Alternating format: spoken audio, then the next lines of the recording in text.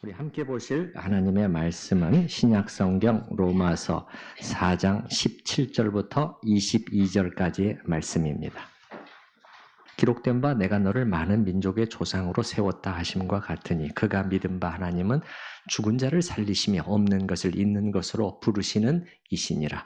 아브라함이 바랄 수 없는 중에 바라고 믿었으니 이는 내 후손이 이가 되리라 하신 말씀대로 많은 민족의 조상이 되게 하려 하심이라. 그가 백세나 되어 자기 몸이 죽은 것 같고 사라의 태가 죽은 것 같음을 알고도 믿음이 약하여지지 아니하고 믿음이 없어 하나님의 약속을 의심하지 않고 믿음으로 견고하여져서 하나님께 영광을 돌리며 약속하신 그것을 또한 능히 이루실 줄을 확신하였으니 다 함께 그러므로 그것이 그에게 의로 여겨졌느니라.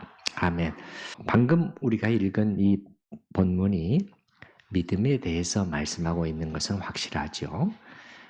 아브라함이 하나님의 사람 아브라함이 보여준 결코 쉽지 않은 믿음입니다. 특히 아브라함이 자손에 관한 하나님의 약속을 어떻게 붙들었는가 하는 것을 보여주고 있는데요. 자, 여기서 아브라함 같은 경우는 사실은 그냥 자식 하나 있고 없음의 문제는 아니었습니다. 우리가 잘못 생각하면 그쪽으로 갈 수가 있는데 자식은 없어도 됐어요. 아들은 없어도 됐습니다. 또 여종 하갈을 통해서 낳은 아들 이스마엘도 있었고요. 그런데 왜 이 문제가 아브라함에게 중요하게 되냐면은 이건 하나님이 자기에게 주신 자기를 부르시면서부터 주신 큰 약속의 성취와 관련되어 있기 때문이었어요.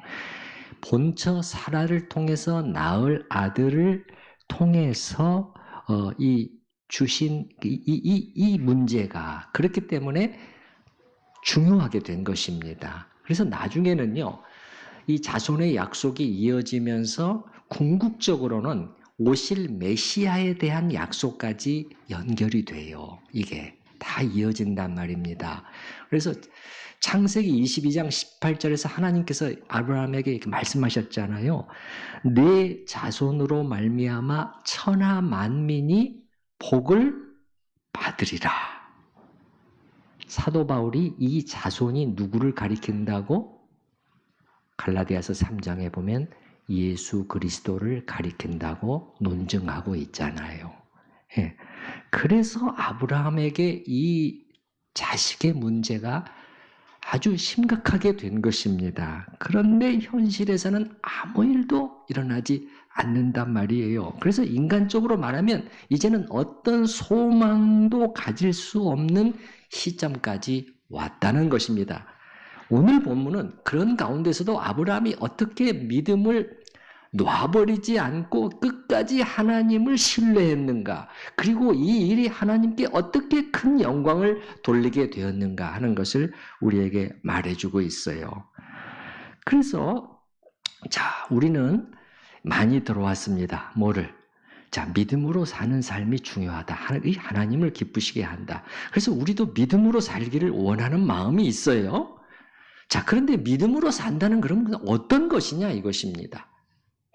그것을 저는 제 말이 아니라 오늘 하나님의 말씀이 우리에게 보여주는 이 믿음으로 사는 것이 어떤 것이다 하는 하나님의 말씀이 우리에게 주는 단서들이 있습니다. 그 단서들을 찾아내서 여러분과 함께 나누려고 해요. 오늘 저의 이 설교가 도움이 된다면 이런 분들이 될 것입니다. 그냥 나름대로 그래도 어떻게 해서든지 믿음으로 살아보려고 애쓰고 있는 분들이에요. 이런 분들 말고요. 그냥 너무 쉽게 포기해버리는 분들. 그냥 성경은 하나님의 말씀이니까 그렇게 늘 말씀하는 거 당연하잖아. 난 그렇게는 못 살아. 그냥 쉽게 접어버리는 그런 분들 말고 어떻게 해서든지 믿음으로 살아보려고 몸부림치는 분들. 그런데 또 그런 가운데서 갈등이 있단 말이에요. 어떤 갈등이? 현실 속에서 잘 안 되고 흔들리고 넘어지기도 하고 내가 지금 제대로 하고 있나? 내가 이렇게 어떻게 보면 믿음의 고집 같은 것을 부리고 있는데 이러다가 완전히 실패하는 건 아닌가? 이런 불안함, 또 고민 이런 것이 있는 분들, 그런 분들은 제가 지금부터 말씀드리는 내용이 도움과 격려가 될 수 있을 것입니다. 그래서 저는 본문이 말해주는 믿음에 관한 5가지 원리를 여러분과 함께 나누도록 하겠습니다. 첫 번째 원리는 믿음은 하나님을 믿는 것이에요. 자, 17절 말씀을 보시기 바랍니다. 17절 기록된 바 내가 너를 많은 민족의 조상으로 세웠다 하심과 같으니, 잘 보시기 바랍니다. 여기 표현 그가 믿은 바 하나님이에요. 하나님을 믿었다는 거예요. 그가 믿은 바 하나님은 이러이러한 분이시니라, 이렇게 우리에게 시작해 주잖아요. 예. 그가 믿은 하나님, 이걸 본문이 먼저 말해요. 그가 믿은 하나님은 이런 분이셨다. 이게 아브라함의 하나님이셨다는 거예요. 여러분은 하나님을 믿으시나요? 예, 그렇죠. 그럼 여러분이 믿고 있는 그 하나님은 어떤 하나님이신가? 어떤 하나님으로 믿고 있으신가요? 한번 정직하게 스스로에게 물어볼 필요가 있어요. 이거는 우리한테 미치는 영향이 크기 때문에 이런 거 말고요. 여러분들이 사람들 앞에서 말로 인정하는 그런 하나님 이상이에요. 구역 모임이나 무슨 소그룹 성경 공부나 이런 데서 여러분이 인정하고 말로 고백하는 그런 하나님 이상, 정말 여러분의 마음속 비밀한 곳에 자리 잡고 있는 여러분 속에 있는 그 하나님 상이에요. 하나님에 관한 이미지예요. 그 하나님은 어떤 하나님이시냐?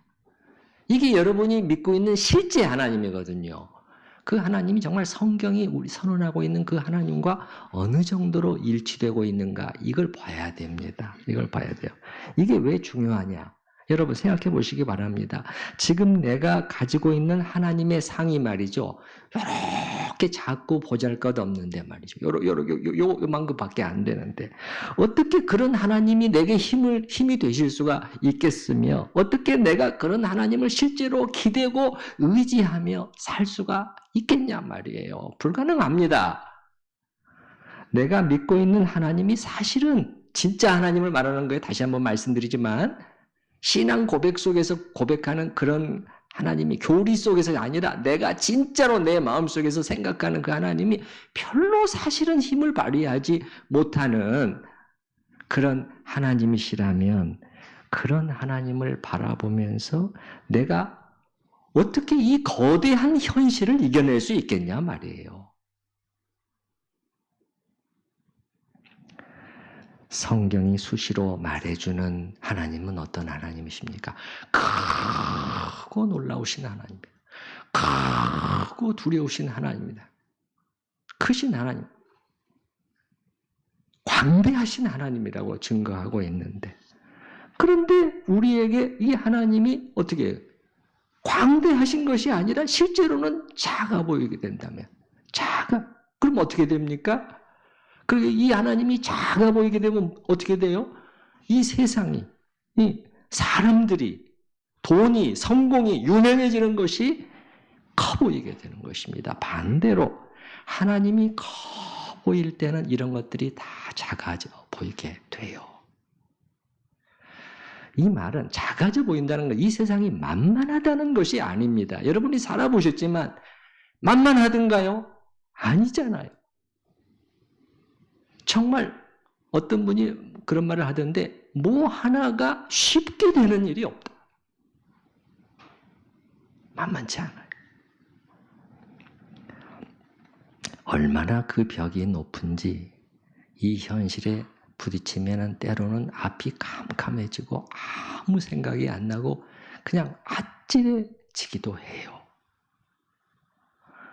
성경에 나오는 믿음의 사람들도 마찬가지였다는 것입니다. 그들도 우리와 똑같이 이런 세상 속에 살면서 크신 하나님을 본 사람들이었다는 거예요. 대표적으로 지금 아브라함이지만 아브라함에 한정되는 것이 아니에요.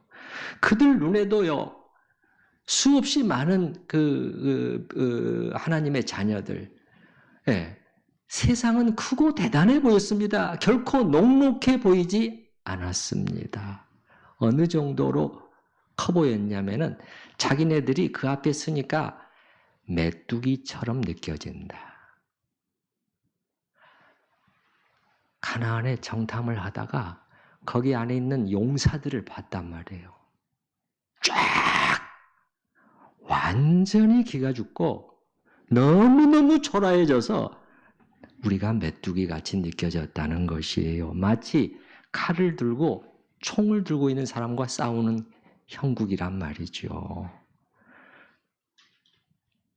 그런데 그들이 눈을 들어서 크신 하나님을 봤을 때 그런 사람들은 달라졌죠. 어떻게 달라졌어요? 그들은 우리 밥이라. 이렇게 달라졌단 말이에요. 이거 얼마나 다릅니까, 여러분? 이게 이 세상을 이기는 힘이 여기서 나온다는 것이죠. 예, 우리가 하나님을 어떤 분으로 보고 믿느냐, 이게 중요합니다. 그래서 첫 번째 원리는 믿음은 하나님을 그분이 어떤 분이신지를 믿는 것입니다. 두 번째는 믿음은 바랄 수 없는 중에도 바라고 믿는 것입니다. 자, 18절 말씀을 보시기 바랍니다. 아브라함이 바랄 수 없는 중에 바라고 믿었으니, 바랄 수 없는 중에 무슨 뜻입니까? 불가능해 보이는 중에입니다. 누가 봐도 안 되는 일이에요. 이건 안 돼. 도저히 이루어질 수 없는 일이야. 그럼에도 바라고 믿는다. 진짜 믿음은 그렇게 말씀하고 있어요. 맞습니까? 17절 뒷부분에도 보시기 바랍니다. 17절 중간 정도. 그가 믿은 바 하나님은 죽은 자를 살리시며 무엇을? 없는 것을 있는 것으로 부르시느니라. 여러분, 어떻게 없는 게 있는 게 될 수가 있냔 말이에요. 이 없는 건 없는 거잖아요. 아무것도 없는데 아무것도 흔적도 없어요. 불가능한 일입니다. 그런데 유일하게 이 일을 가능하게 하실 수 있는 분이 계시다는 거예요. 우리가 예수 그리스도 안에서 믿고 섬기는 하나님이 그런 분이시다. 없는데 그것을 있는 것으로 바꾸실 수 있는 분이라는 거예요. 예. 그래서 없는 것을 있는 것으로, 이건 무슨 뜻이냐면 쉽게 설명하면 절대 안 될 것처럼 보이는 일도 되게 하시는 하나님이시라는 거예요. 그래서 여러분, 믿음은 때로는 다소 무모해 보일지라도 포기하지 않습니다. 그리고 상식의 범위까지도 때로는 초월해요. 이 말은 이런 뜻은 아닙니다. 늘 상식을 무시하고 사는 믿음 생활, 격려하는 것은 아니에요. 제가 전에도 말씀을 드렸지만 그런 신자들이 있어요. 늘 이상한 믿음을 가지고 사는 거예요. 근거 없는 자기의 상상 속에서 이렇다 이렇게 생각하고, 옆에서 보면은 아니 저게 왜 아니 이게 고개가 갸우뚱거려지고 때로는 막 눈살이 찌푸려지기도 하는 그런 믿음으로 계속해서 고집을 부리는 분들이 있는데 건전하지 않습니다. 결코 추천하지 않아요. 그런데 동시에 하나님을 상식의 틀 안에 인간의 한계 속에 딱 가두어 버리는 이런 습관, 이런 사고방식, 이런 신앙생활도 결코 추천하지 않습니다. 여러분 히브리서 11장을 다시 읽어보시기 바랍니다. 믿음의 사람들이 나열되어 있잖아요. 누구는 믿음으로 이렇게 했고, 누구는 믿음으로 이렇게 했고, 누구는 믿음으로 해서 이런 결과를 얻었고, 거기 보시면은 대부분의 일들이 말이죠, 우리 상식을 사실은 뛰어넘는 일들이 나왔잖아요. 아니 어떻게 망망대해가 갈라질 수 있겠냔 말이에요. 우리 상상 속에서는 될 수 있을지 모르지만 정말 배를 타고 완전히 아무것도 없는 그 거대하고 깊고 끝을 알 수 없는 바다 위에 딱 떠보면은 이게 도대체 얼마나 큰지, 이게 어떻게 갈라질 수 있느냐.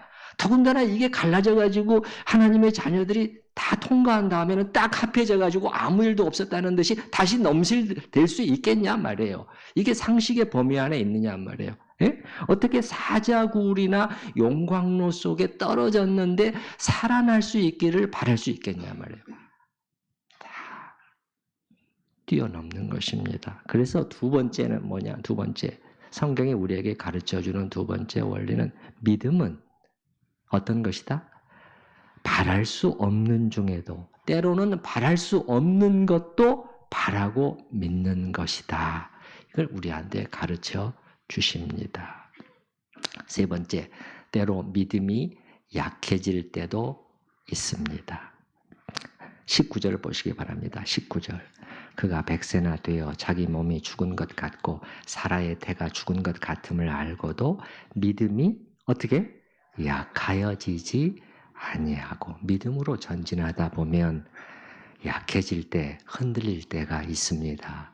이거는 누구에게나 찾아올 수 있고 실제로 찾아옵니다. 실제로 찾아와요. 믿음으로 나가다 보면 그래도 여러분 뭔가 조금씩이라도 나아져야 될 거 아니에요? 아니 그런데 반대란 말이에요. 아니 현상 유지도 못한 채 이게 떨어진단 말이에요. 예? 이쪽으로 이렇게. 이때가 매우 힘든 때입니다. 이때 필요한 것이 인내인데요. 성경은 이것을 뭐라고 부르냐면 믿음의 인내라고 불러요. 따라서 해보십시다. 믿음의 인내. 이게 고비인데 사실은요. 우리는 못 보고 있지만은 조금만 더 견뎌내면은 사실은 고지예요. 바로 앞에 있었거든요. 근데 이제는 더 이상 못 참겠어. 그렇게 하고 포기하고 내려와 버리는 경우들이 많습니다. 근데 요거 고비 넘기면은 사실은 굉장히 우리에게 유익을 가져다 주거든요. 플러스를 가져다 줘요. 말할 수 없는 축복이 임하게 돼요. 그 우리 자신의 신앙이, 믿음이 부쩍 이런 것을 통해서 자라게 됩니다. 왜냐? 이건 하나님을 경험했잖아요.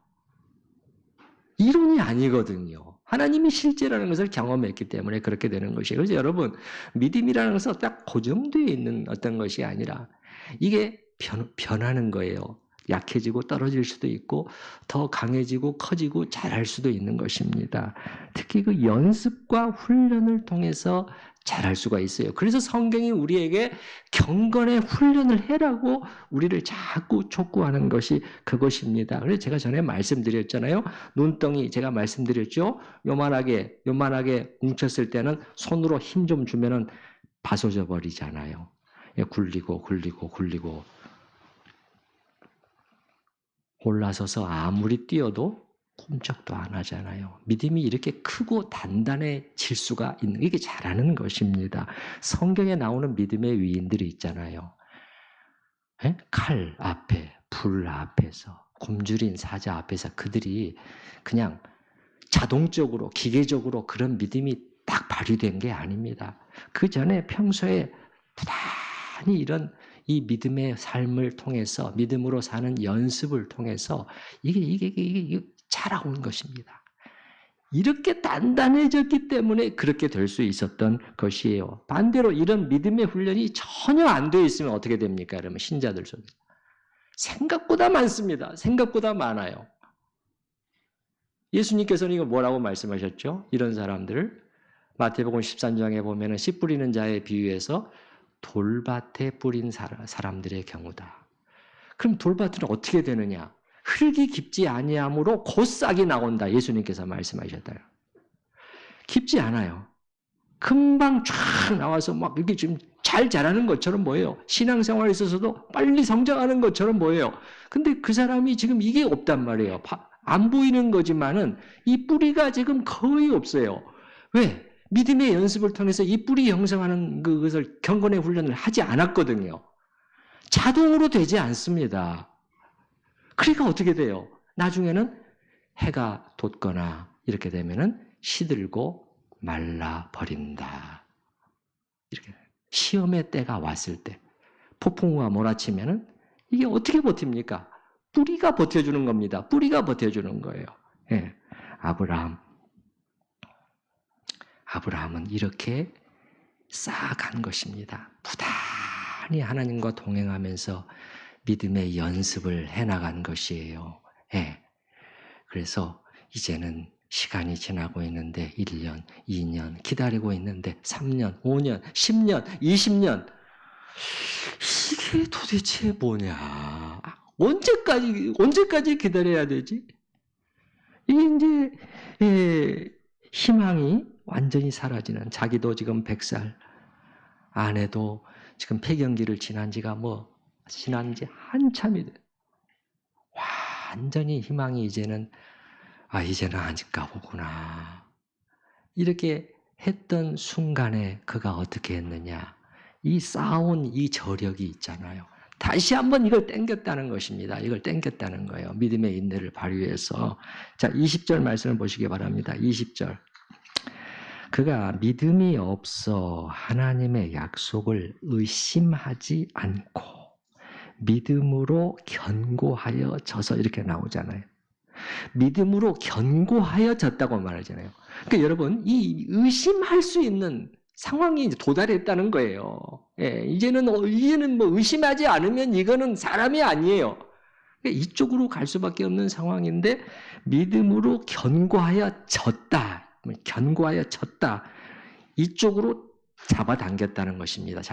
세번역 성경에 보면 이걸 어떻게 번역을 했느냐면은 믿음으로 견고하여 져서를 어떻게 번역했느냐면은 더욱 굳게 믿으며 이렇게 번역을 했다.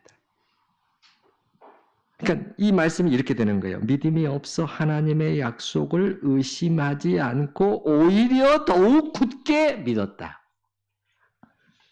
약해지려 하는 믿음을 꽉 다잡았다는 뜻입니다. 예. 기계적이 아닙니다. 여러분 다시 말씀드리지만 자동으로 막 되는 것이 아니에요. 그래서 믿음의 훈련이 우리에게 요긴하다는 것이고요.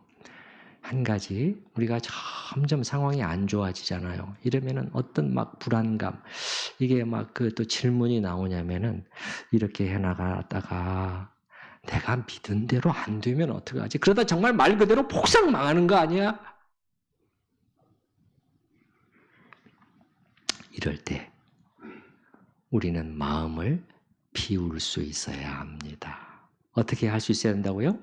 비우는 것이에요. 물론 망하지도 않을 거예요. 그렇지만 이런 자세도 또한 있어야 된다는 거예요. 망하면 망하리라. 이게 죽으면 죽으리라 그 뜻 아닙니까? 예. 예.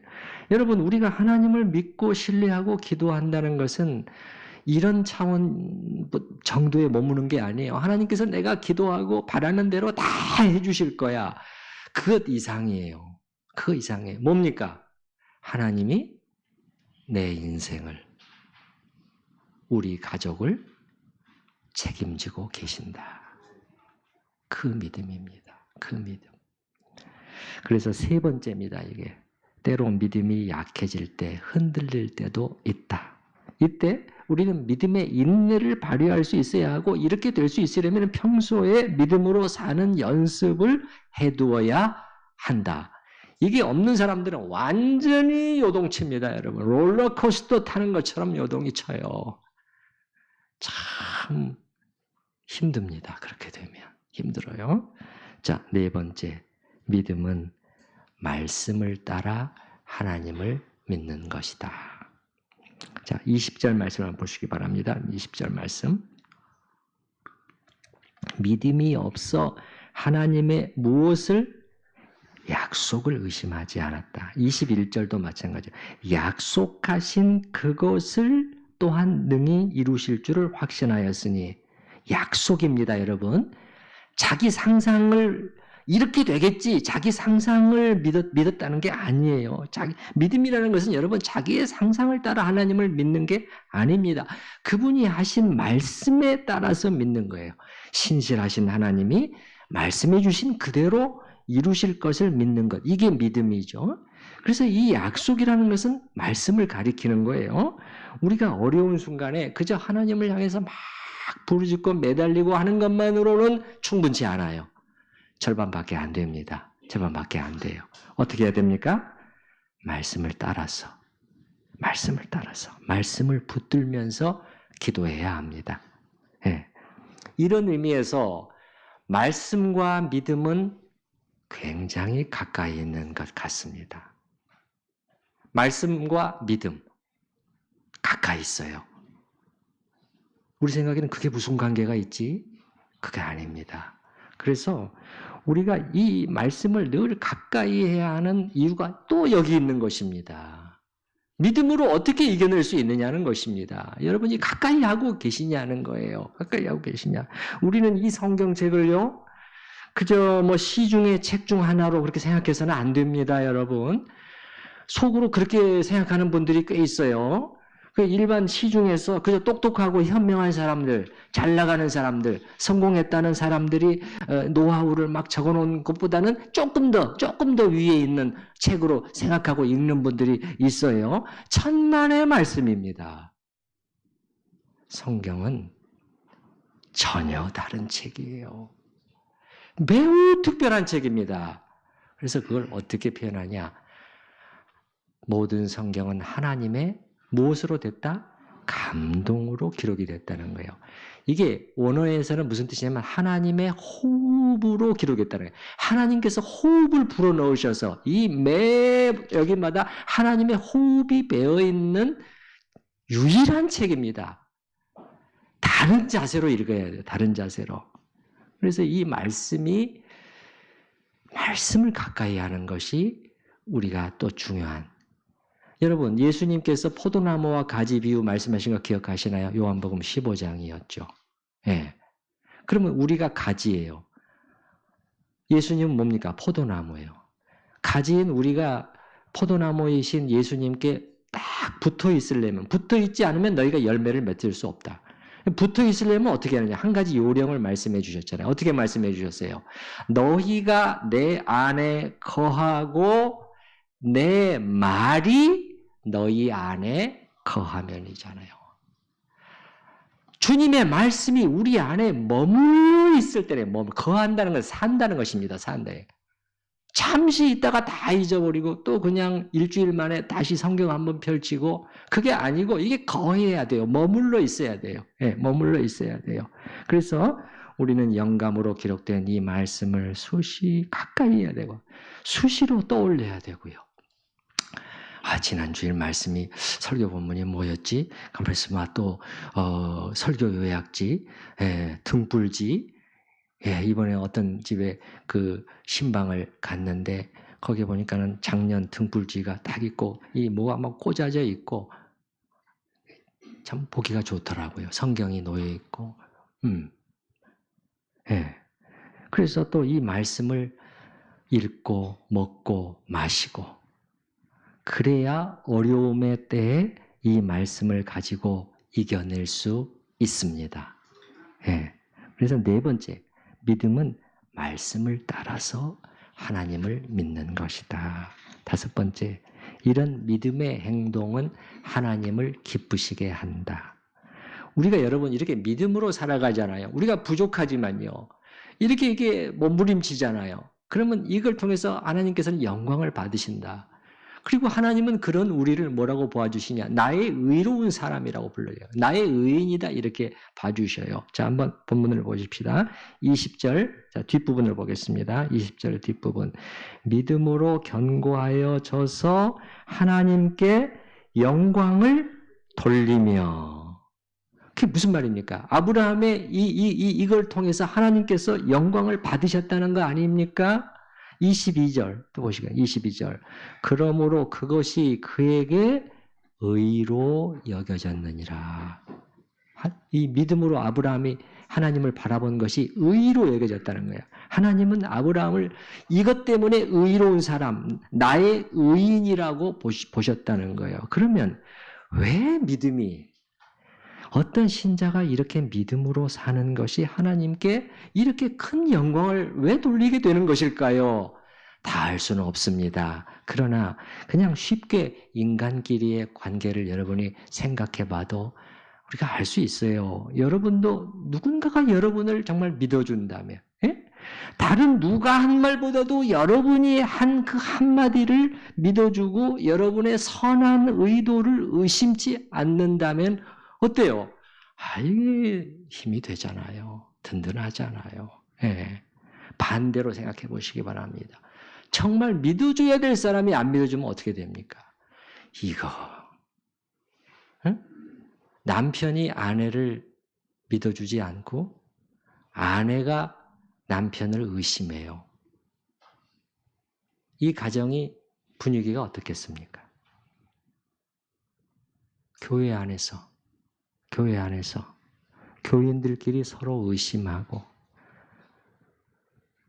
믿어주지, 상대방의 선한 의도를 믿어주지 않는 분위기가 팽배해 있다면 그런 교회 여러분 다니고 싶겠어요? 그래서 우리가 하나님을 향해서요, 주님, 저는 다른 어떤 인간이, 어떤 대단하다는, 어떤 똑똑하다는 사람이 한 말보다 또 당신이 해주신 이 말씀을 더 믿습니다. 느낌표 딱 찍어야 돼요. 느낌표까지 찍어야 됩니다. 예.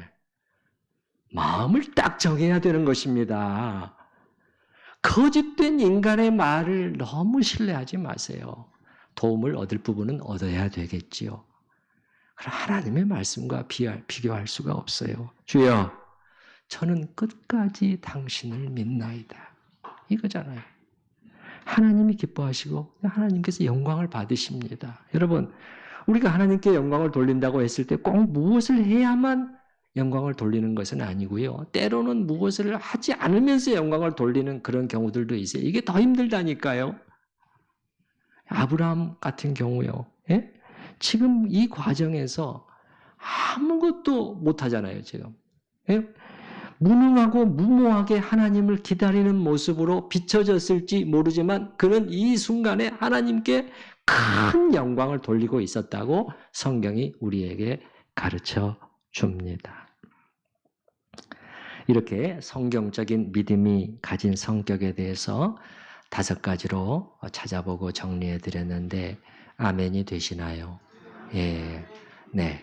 더 나아가서 여러분이 아멘 하실 뿐만 아니라 여러분이 지금 현재 놓여 있는 이 현실, 여러분의 마음을 짓누르고 있는 그 문제, 예, 불안하게 만드는 그 것들에 적용할 필요가 있어요. 예, 그렇게 하라고 제가 이 말씀을 드리는 거죠. 그래서 우리 모두가 개인적으로 이런 자세가 필요하고 또 교회적으로도 마찬가지입니다. 우리 교회도 여전히 아직 어려운 여건들을 안고 있고 또 앞으로도 우리에게 어떤 바람이 불어올지 모르겠지요. 과거에도 많이 불어왔어요. 앞으로 또 큰 바람이 불어온다고 그래서 그냥 또 롤러코스터 타는 것처럼 그냥 저 밑으로 떨어져가지고 그냥 난리를 치고 막 그냥 불평하고 이렇게 할 겁니까? 그거 아니잖아요. 그거 아니잖아요. 그럴 때마다 우리는 아브라함처럼 믿음으로 전진해야 합니다. 예, 이렇게 함으로써 하나님께 영광을 돌리는 그리스도인, 하나님을 영화롭게 하는 교회가 될 수 있기를 바랍니다. 설교는 설교고 현실은 현실이잖아. 이 현실 속에는 하나님도 풀어내실 수 없는 문제가 가득 차 있다고. 이거 안 됩니다. 이거 안 돼요.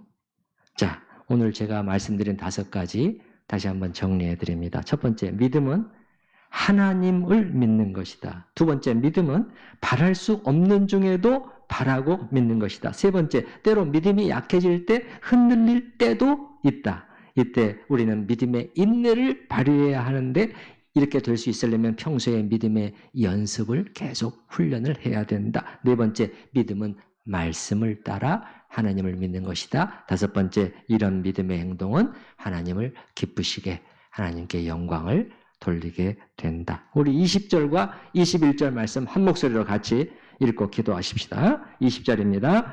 믿음이 없어 하나님의 약속을 의심하지 않고 믿음으로 견고하여져서 하나님께 영광을 돌리며 약속하신 그곳을 또한 능히 이루실 줄을 확신하였으니. 이 시간 함께 합심해서 기도할 때 특별히 여러분 자신, 우리 교회, 처해 있는 현실, 가정 이런 부분들을 생각을 하면서 내가 믿음으로 산다는 것이 어떤 것이겠구나 또 이렇게 마음을 정하는 그러한 기도 시간을 갖도록 하겠습니다.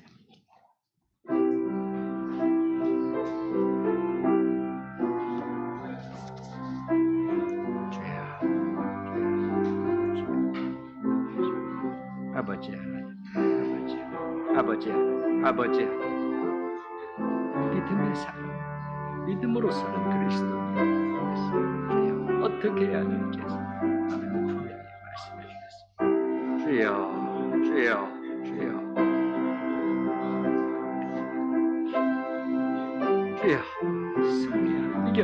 간증인, 하나님께 영광을 돌리는 그런 그리스도의 그런 교회가 될 수 있도록 우리 모두를 붙들어 주시옵소서.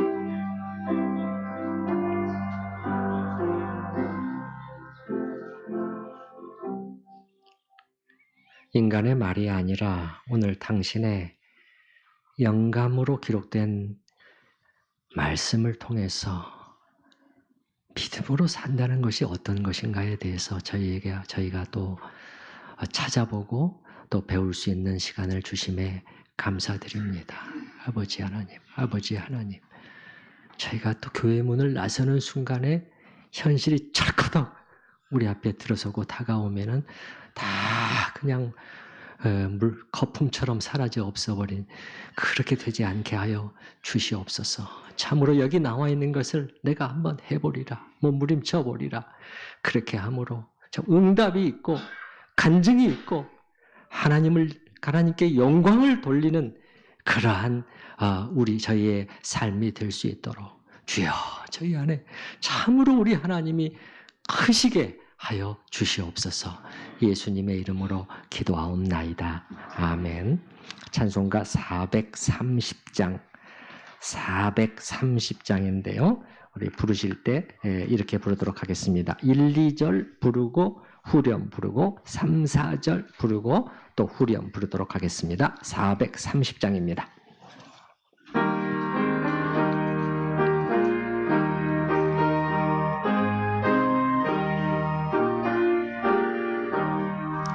주와 같이 길 가는 것 즐거움이라는가. 우리 주님 걸어가신 발자취를 밟겠네. 2절 어린아이 같은 우리 미련한 약한 주의 손에 이끌려 생명길로 가겠네. 한 걸음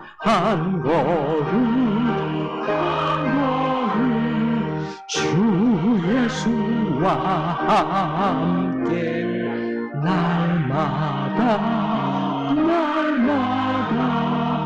우리 걸어가리. 꽃이 피는 들판이나 험한 골짜기라도 주가 인도하는 대로 주와 같이 가겠네. 옛선지자 에녹같이 우리들도 천국에 들려 올라갈 때까지 주와 같이 걷겠네. 한 걸음